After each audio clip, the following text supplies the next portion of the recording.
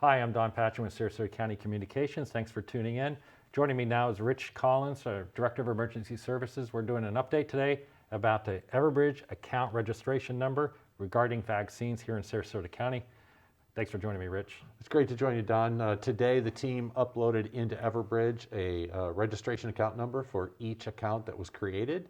And I'm sure citizens are wondering where they can find that. So why don't we start by showing them that? Right, so when you log into your Everbridge account number, we have a fake account here, so we're just gonna scroll down to the bottom, and this is where it is, Rich. My information, and we have an account number, 9011166. That's correct. So a citizen can go onto their account and find that under My Information. I think it's important to also note that if they're logged in and they haven't refreshed, they might want to log out, log back in to make sure that the number is showing there in My Information. Right, it's a great point, because it just went live at 12 o'clock or noon today, so it's important that maybe they're sitting there with the account open, log out, log back in, and this number will appear in the My Information portion of their Everbridge account. That is correct. So let's talk a little bit about the number. So people are going to wonder, where am I? Oh, that's my number. Well, where's the county at, or where's the Department of Health at on vaccination numbers? So as we know, we've been telling everybody to go to the purple banner at the top of segov.net, and we're going to scroll right to the center of the page, and there we go. So you can see today, Don, that as of today, we're scheduling vaccinations up to number 4,072.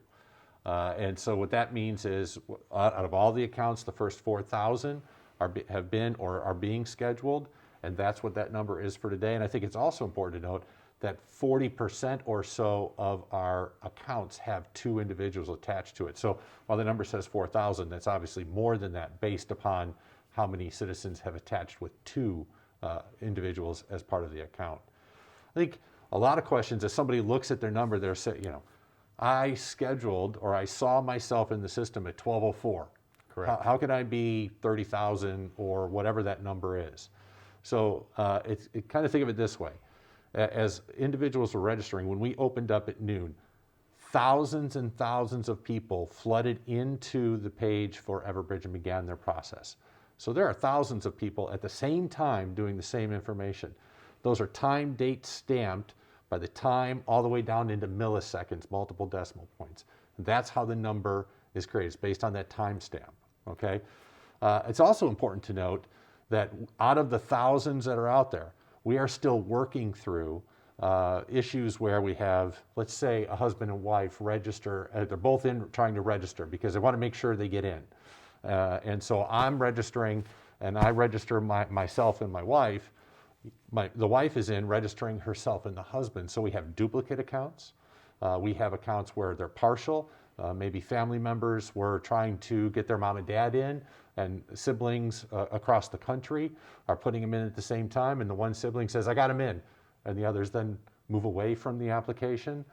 So there are a number of open accounts and things that are in there as well. So that number will move as those come out and are taken out of the system. But the important point is time, date stamped, working through that, and each day as those numbers come in, we'll continue to update this number. So to be super clear, as you register and you hit submit, whoever you are, when you registered either last Wednesday all the way up until today, when you hit submit and it's time stamped, you get a number based on that time. So it is truly first in and submitted to your number. That's right. And when this says scheduling up to number, so in today, we may have citizens that maybe the spouse had a doctor's appointment and couldn't get out of the doctor's appointment for that time, so they declined for today. Well, then they're going to be brought back in tomorrow to re-approve, or maybe we couldn't get a hold of them. So they're still moving through the system. So this number will continue to adjust each day as we're continuing to schedule those vaccinations. And it all is dependent on the Department of Health receiving vaccinations, giving an allotment out, and then hitting the button to send out those notifications. You hit the nail on the head, Don. At the end of the day, it's the amount of vaccines coming into the county, and that number comes in through the state to the Department of Health, and the State Department of Health director that's in our county, Chuck Henry. As those come in, he gets what the number of doses will be for the upcoming week and begins that process. So today at the vaccination center, they're doing second doses. Tomorrow will be first doses. And as the doses come in for next week, they'll be scheduling those as well. So to recap, as vaccination appointments are available based on the vaccinations coming to Sarasota County, this number is going to increase. And this number could actually, to your point, be much higher because there could be 2 people in each one of those accounts. That's right.